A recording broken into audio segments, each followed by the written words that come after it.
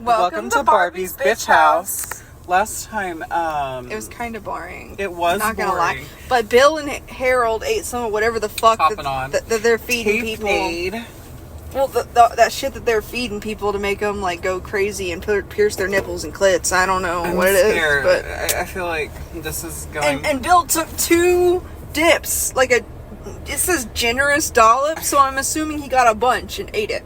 So this is really bad. I have a feeling that I know what's going to happen based on the chapter title, which is Jerri overindulges. So I feel like she's going to eat all the top knot and masturbate herself with it or something. No, Jerry's the one that already got poisoned. Well, yeah, but she may want more, and then she'll get more poisoned. she'll be like, okay.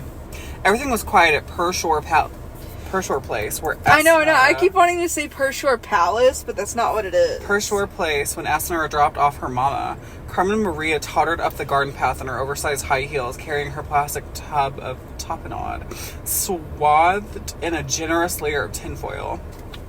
She reached the front door and turned to wave goodbye to her daughter, thinking perhaps she should get her a small car. The scooter wasn't up to the job. Why, she'd nearly lost her precious dish at that last roundabout. Never mind both her heels. But, she thought, a car was a major investment, and then her agile brain took over. She knew her Harold would understand. He always did, and he always provided. Carmen smiled, waved goodbye to Asinora, and rang the doorbell. Inside, everything was perfect. Glasses of champagne mingled with sex-laden scents. So, that's gross. I guess sex-laden scents emanating from fat, wholesome candles that were burning slowly. Carmen searched for somewhere to place her dish.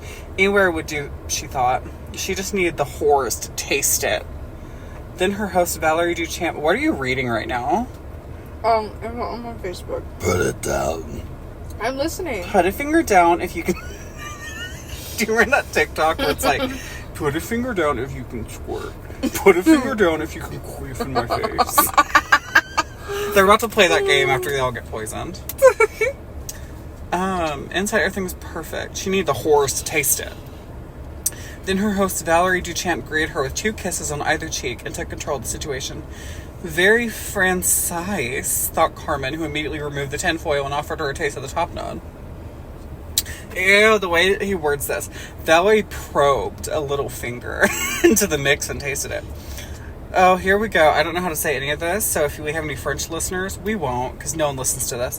I'm sorry, I'm trying my best. Pourquoi c'est superbe mandu? Miss, amis, friends, please give me the honor of tasting this superb Mediterranean olive dish. That's a fucking mouthful.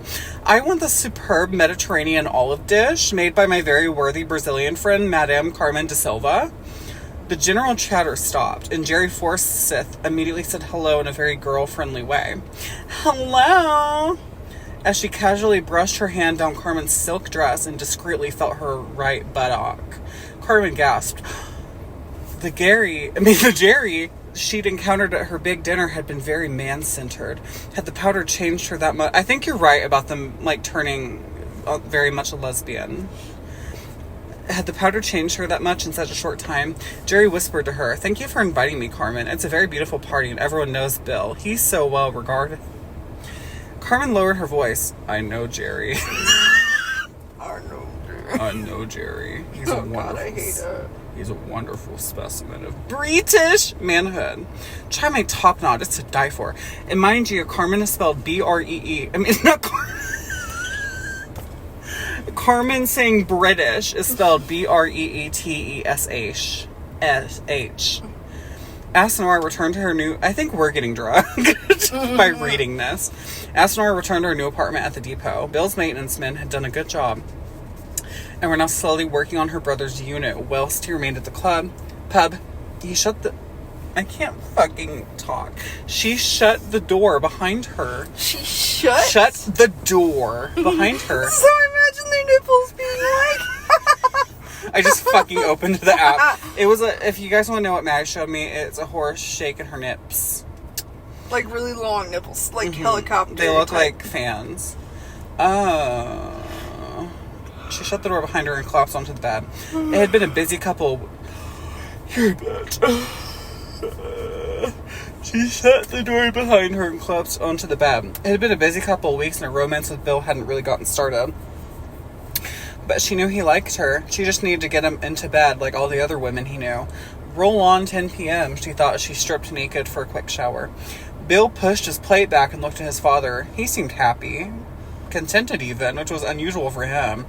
I bet he is fucking happy. So, Father, what's the plan for Carmen Maria? I mean, should I be booking a big venue in the city for the nuptials? Nuptials or what? Nuptials might be a bit presumptuous, William. But on a similar subject, he pulled out the government name. But on a similar subject, how are her 2 kids settling in? Wonderful, Father. They've been terrific. I mean, there was never going to be a problem with Asinara, but I had my doubts about Caesar. He's been a trooper, mind you, and to be honest, we'd be lost without them. Harold grunted. and asked to see the menu for desserts. Let me see the menu. Well, that's good, because I can't see Carmen going back to Brazil ever. She loves the London gossip scene and has made so many friends so quickly, all of whom are clients of ours in one way or another. In other words, William, she's marketing our business in her own delightful, unobtrusive way. Are people looking at me right now? I thought they were looking at me. Hey, I know that girl. She's in my class. Slay. I wonder if that's her little boyfriend. Her little boy toy. No, the other day we were talking about something and she goes, I prefer women. And I go, oh, sorry, ma'am. Oops, sorry. And then she told me that she had a boyfriend or something. I was like, maybe she's bi, but is more on the side of women. yeah, I mean, like, Something like that. Cause she told me, she was like, I came out as like, she was like, I came out when I was young. And I was like, are you bi? Because, like, you said boyfriend and then you said you liked women. And I was, like, so confused. You know, it gets confusing. Wonderful, Father. La la la.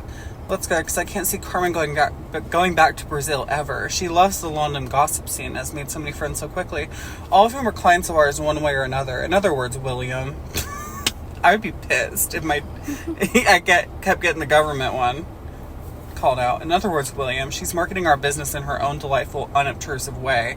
Bullshit unobtrusive. She's fucking drugging everyone with her shitty tapenade that probably tastes like dick and taint. Bill nodded his head. He agreed with his father, but he still had his suspicions about Carmen Maria. She was a gold digger, but whether for good or bad, only time would tell. How would you be a gold digger for good? The dollops of tapenade worked its way. Oh fuck! The dupe-a-dallop of sex tapenade. The dollops of tapenade worked its way through Bill and Harold's stomachs, helped by the big steaks both men had just eaten. Oh, they're gonna turn into fucking Ooga Booga cavemen. I'm gonna kill myself. Fucking hate you. I'm sorry. In just a few hours, its full impact, if any, would be revealed. Uh-oh. For the moment, however, Bill was contented. He had a date at 10 p.m. with Asinara. Oh, he's gonna fuck her on the dinner table, probably. And whilst he didn't like mixing business with pleasure, all he does is mix business with pleasure. What the fuck does he mean he doesn't like to mix business with pleasure? His entire business is about giving people pleasure. What the fuck is wrong with you, Bill? She was, after all, his employee. What do you think of Bill being a fucking bitch burger? What do you think of him being a little bitch boy? Was it that short too? No, I'm just seeing if you're paying attention. Oh, I thought you were already done. I was like, really? No. I feel like, he's being like, I don't even know. He's just... he's being a little bitch. He's being a little bitch. For the moment, however, Bill was contented. He had a date with 10 p.m. with Asinara, and whilst he didn't like... Okay, I already wrote all that. He did not want to... Oh, he did want to get closer to her. He did want to get closer to her. The bird just shit on your fucking window. Oh, I thought I saw a bird just shit on your window. Yeah, it was Brandon up in the tree. He's like, caw, caw, caw. Literally, shit. Have you ever seen that video of that woman where it's like a road rage incident and she gets out of her car and goes and shits on the hood of the other lady and then drives off? You need to show that to me after this. But not to the extent he could be accused of sexual bullying in the workplace. Sexual bullying? The candles had burnt halfway down before Carmen Maria saw signs of her tapenade having any effect. Jerri Forsyth was the first, and perhaps that was because she'd now had a double dose over a few days. Valerie Duchamp showed some signs of change and had been overtly touching Jerri's clothing, making her advances more and more evident, plying Jerri, who was now quite tipsy, with multiple glasses of mixed gin and champagne. Now Valerie felt it was her time to strike. Jerri, s'il vous plaît, show me your nipple rings. They have been teasing me all night as I can see them through your very tight blouse. Why, Valerie, of course. Ugh. They're a new addition. Just this week, actually, feel them. Jerri felt a drunken feeling of self-justification spread through her body as she pulled off her black blouse and showed Valerie her breasts with their large, sparkling nipple rings. What a good decision she'd made. No, it's not. What a fucking irresponsible decision she'd made to have them inserted as quickly as she had. Valerie touched and then kissed them, while at the same time removing Jerri's black leather miniskirt with no underwear. No underwear. With no underwear, Jerri suddenly found herself naked and under the spell of Valerie. Oh, she just suddenly found herself naked. Suddenly found herself naked. Even not like not like she took off her clothes, but like someone snapped their fingers and they were just gone. What the fuck? Where did my clothes go? Jerri suddenly found herself naked and under the spell of Valerie Duchamp's fingers on her newly enlarged clitoris. She gasped as her first fuck, I didn't like that. She gasped as her first orgasm crashed over her. Crashed like the Titanic. Crashed over her and she fell back onto the leather sofa. Valerie was on her in a second, kissing and probing with her fingers as she skillfully, with one L, brought Jerri to another tumultuous orgasm. Hold on, let's see how long this book is. We might be able to finish this book today. There's like 8 pages left of this book. So we may film a couple more episodes. The rest of the guests looked on in amusement as Jerri spread her legs as wide as she could. Damn, bust that shit wide open. Oh, I thought you were looking at a guy and I was like, what? No. Bust that shit open. She's like, do you think... Bust that shit open like... Jerri spread her legs as wide as she could, hoping another one or two of them would join in. They're like, come on, guys, open your pussies. Giving her the best orgasm ever. Only Carmen Maria did, and her attendance was purely professional. This was her best opportunity of discovering how receptive Jerri Forsyth had become after her 2 doses of powder. Oh, God. It's about to get really bad. As Valerie Duchamp... As Valerie Duchamp crushed Jerri's clitoris time after time. I don't like that. She's just squeezing the nape like.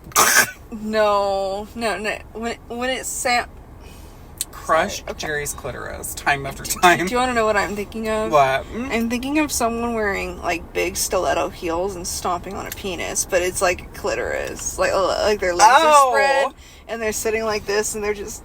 And I'm sorry for that visual, but that's what I'm thinking of because it's saying crushing. I think that she's putting her foot on, like, because she's sitting like this, I think she's putting her foot, like, right there and just... honking it like a horn. Yeah. With her foot. I had my face in my hands because it gets so much fucking worse. And I think we need a visual thing of this in a second. Carmen Maria penetrated her ass with her 2 middle fingers. So... What the fuck? So she's like this. Guys, she's doing it with both middle fingers. So maybe she has it like this. She does a little finger gun. Bang, bang. Maybe she has it like this.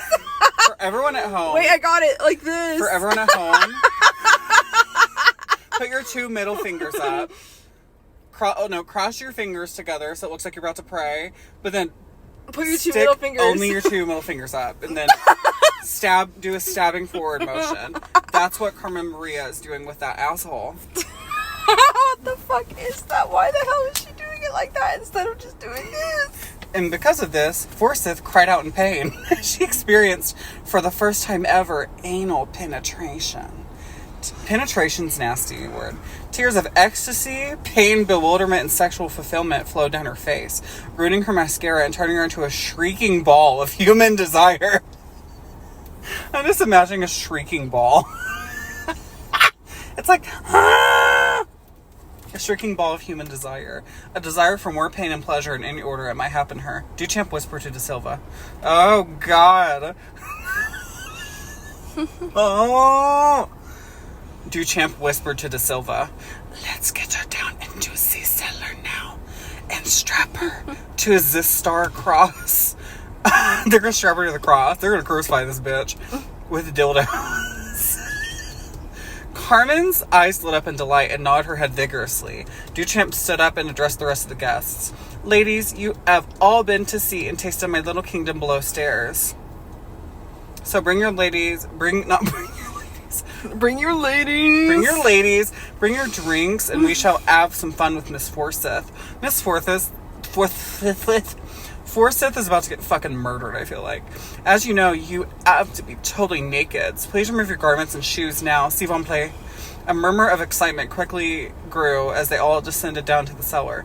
Carmen had plied more gin and champagne into the still orgasming Jerri, who was now drinking like a fish. Not caring a fig for what was about to happen to her. After all, she was among friends. So, and that's the end of the chapter. So she's in the middle of orgasming for like 5 minutes, and then she's drinking like a fish out of water. She's like, I imagine Jerry's like wriggling around like a fish out of water. Okay, guys, that was the end of that chapter. Bye. Bye.